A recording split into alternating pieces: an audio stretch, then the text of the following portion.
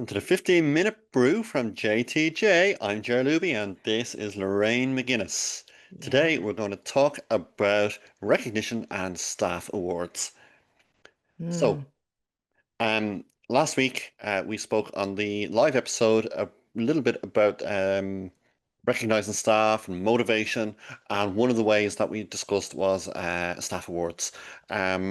Bit of a contentious topic, and I put a poll up over the weekend on my own profile afterwards. What do people think about staff awards? Are they a great idea?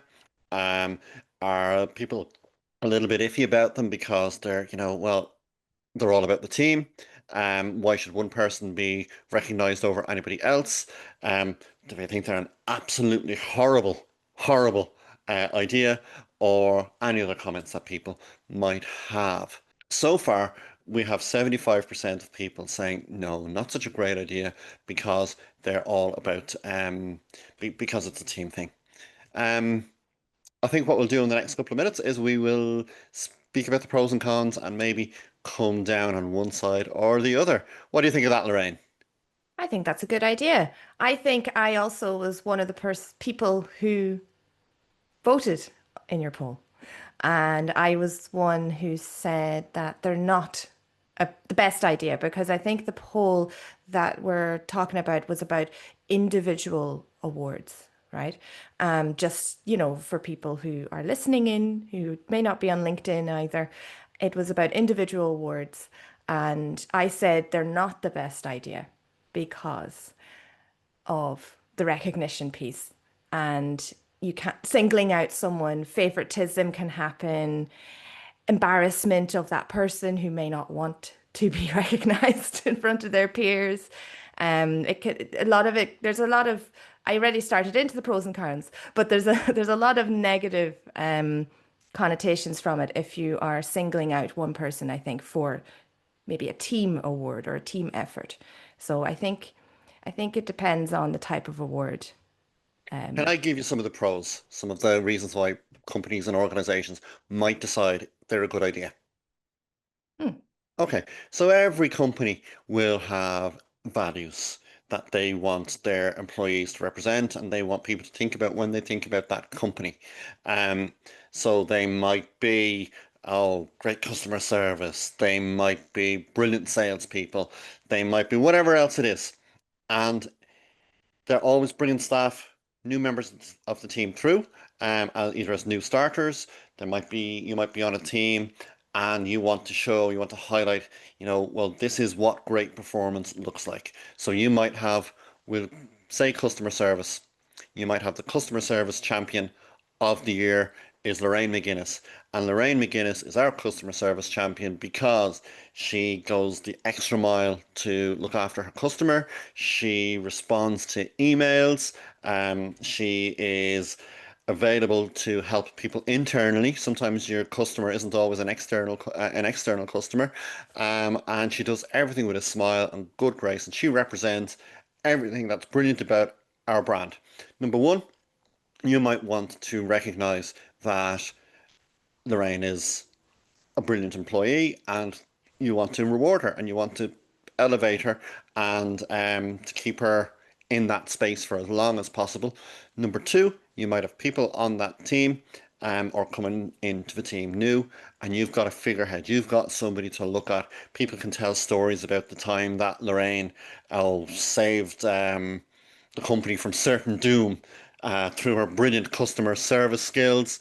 Um, and number three, you want to be able to perhaps go outside the business and say, we've got this person called Lorraine who typifies everything that's good about our brand. She's our customer service champion. If you've got a problem, we've got Lorraine and lots more people like her in our business, and this is how we operate.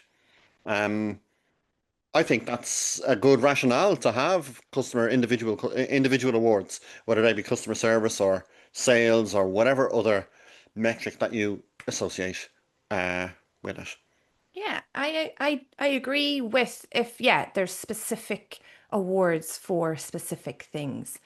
Um, but then I think it can get muddled with regards to a project for example, and they may be at an event, the company might be an event, everyone's invited, and it turns into an individual award when it's a team effort.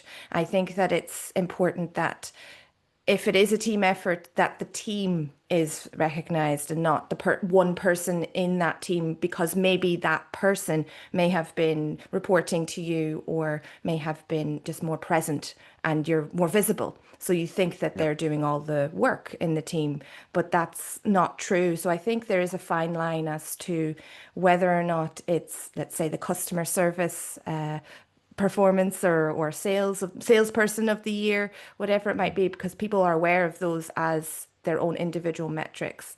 But if you're giving an award that is actually more a team-based award, award it as a team rather than one person in that team, because it can lead to what I said at the start with potential people thinking they're the favorite, people thinking that also feeling demoralized because they're not getting recognized by the company, even though they're in that team.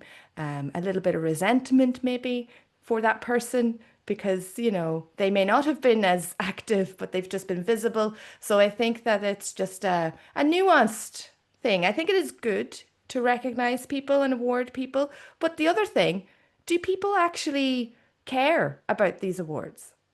I think people only care about these awards when they are genuinely happy for the person who has gotten them, whether that's themselves or whether that's somebody else.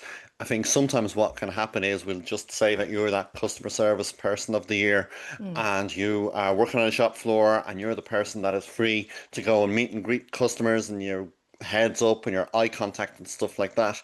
Um, but there might be people around you who are putting stock out and they're doing a Yeah. task and they can't always be heads up eyes out, um jazz hands, and everything because they've got a task to do, and their job is no less important. Mm. um their job underpins what you do. You can't do what you do as a great customer service representative, we'll say, without them putting the stock on the shelves. So whose Mhm. job is more important? Like, just because you're the front facing person doesn't necessarily mean that you're contributing any more to the Mhm. overall effort than the person who's maybe backstage, shall we say. Um, and I think that's where resentment can sometimes creep in. Sometimes you get people kind of go, "Oh, look at her. She thinks she's great and she does all of this kind of Mhm. stuff and whatever else." Whereas, like, I'm, toiling away here and nobody really notices that because I'm not doing the sexy stuff. Exactly. And the other side of it too is while the intentions might be good by a company to give a recognition and awards, are you just feeding someone's ego?